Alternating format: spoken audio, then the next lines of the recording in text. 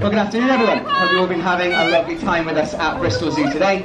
My name's Ian. I'm just going to be here for a few minutes to tell you a little bit more about our beautiful group of South American fur seals, whilst their keepers, Ben and Becky, are going to be giving them a bite to eat and doing a little spot of training with them as well.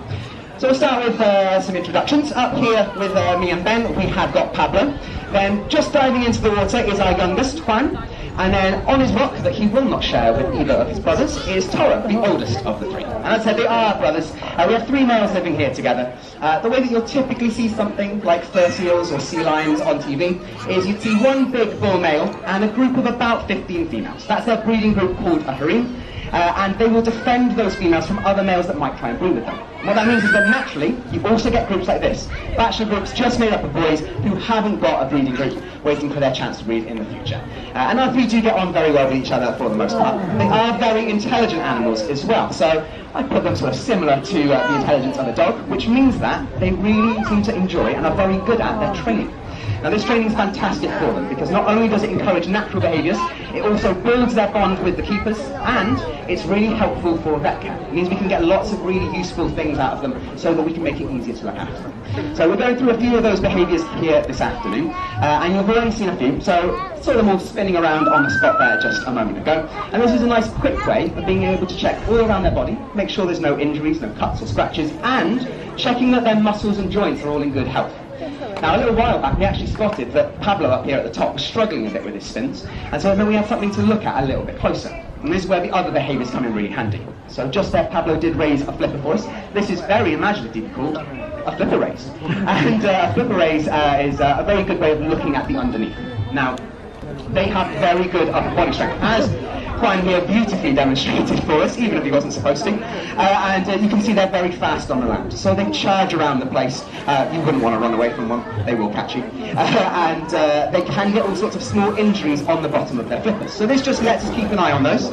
And we can turn a flipper raise into what we call a flipper hold, where they'll let us take their flipper in our hand, feel all over, checking it for lumps and bumps, getting them used to injections as well.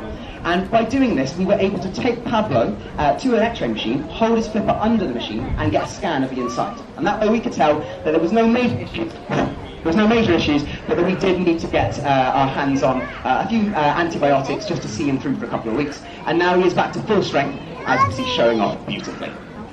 Now, at the moment, Pablo is also showing himself opening up his mouth. This is a nice way of us checking their gums and their teeth. And if you do spot their teeth, you'll see that they're black, which for you and me is maybe not the best sign of a healthy mouth, but it's exactly what we want to see in theirs.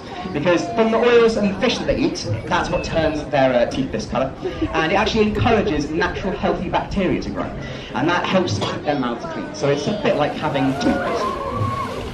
Now, the behaviours that I've mentioned so far are all ones that help us take better care of them, but we can also get them to do things that are nice and natural. So you'll see Pablo swimming around in the water, not Pablo, Juan over there, sorry, swimming around in the water, chasing after his food, and doing little jumps out there too. Out in the wild, the jumps are a very good way of not only staying safe, but also showing off. So there are bigger, faster animals in the wild that would like to eat a fur seal or two. Things like orcas will go after them. And in the straight line, our boys wouldn't stand much of a chance. So what they'll do is jump out of the water, try and break the line of sight from their attacker, and get in the water behind them and make a quick getaway in a different direction. But as I say, it's also a very good way of showing off because it takes a lot of skill and effort to do these jumps. And if they're looking graceful and elegant while they're doing it, it means that they're in good health. It's a very good way of attracting the female's attention around breeding time.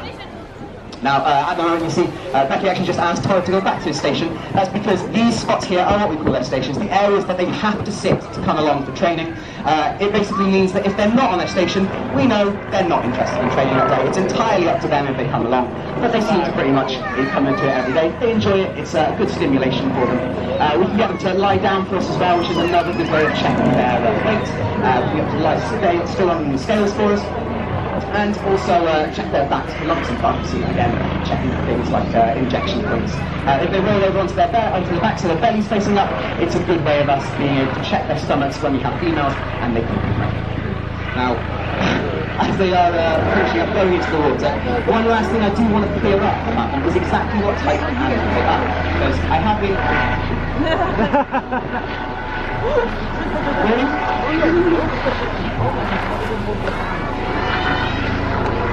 So, I'm going to try and talk a bit louder. There we go, that'll work.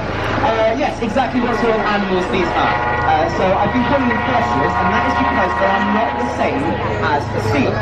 Now, a true seal has very poor upper body strength. It swims with its tail fins, and when it comes on the land, it's very clumsy looking. It's like a big, hairy swamp flopping around the place. It also just has a little hole either side of its head, and that's where its ears are. Whereas if you look at our boys here, they're much more like a sea lion. So they've got good upper body strength, they swim with those front flippers, and on the land, they're really fast. And as we've got one poking its head out of the water, you can see those little ear flaps either side of its head.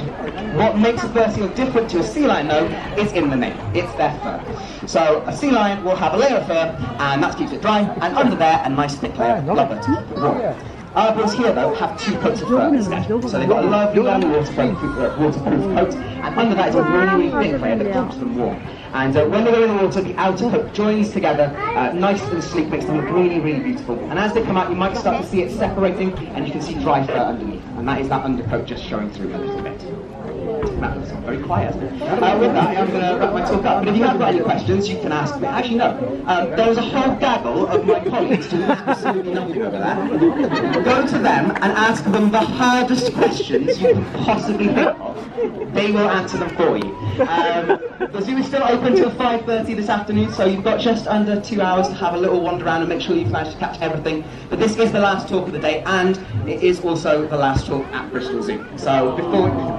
I wasn't expecting that. Before I finish up, I do just want to say a massive thank you to all of you for coming and joining us today and making this last day so special for us. We have been here for 186 years, and I think it's fair to say that it's more than just a 12-acre plot of land. This is a big part of Bristol's history, and also a very emotional sort of a place that a lot of people have a big connection with. Not least of all us, but I know that's the same is true for a lot of you as well.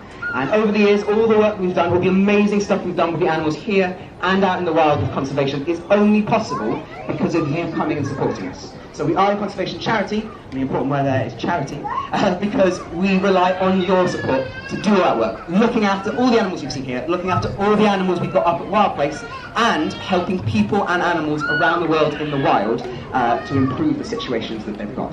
From right here in the UK out to Madagascar and Cameroon, and that work is going to continue. So thank you very, very much. It really means the world to us, and enjoy the last day here at Bristol Zoo. Cheers.